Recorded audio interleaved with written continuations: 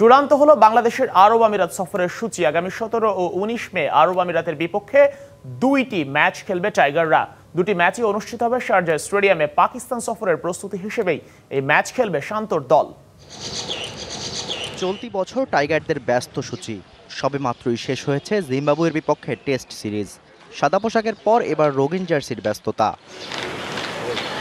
টেস্টের মতোই শর্টার ফরম্যাটেও টাইগারদের সমালোচনার শেষ নেই। তবে এবার শর্টার ফরম্যাটে বাড়তি গুরুত্ব দিচ্ছে বিসিবি। পাকিস্তান সফরের আগেই আরব আমিরাতের বিপক্ষে টি-20 খেলে প্রস্তুতিটা ভালোভাবে সারতে চায় বাংলাদেশ।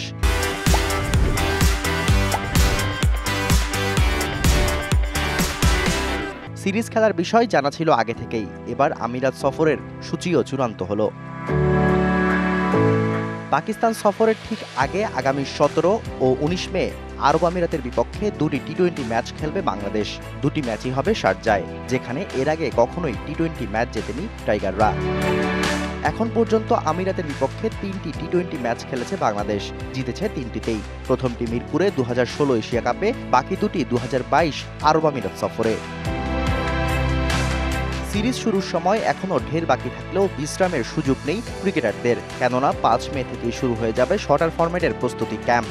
আমিরাত সফর শেষে সেখান থেকেই পাকিস্তান উড়াল দেবে বাংলাদেশ। 25 মে শুরু বাবরদের বিপক্ষে শর্টার ফরম্যাটের লড়াই। Shahriar Hossain, DBC news desk.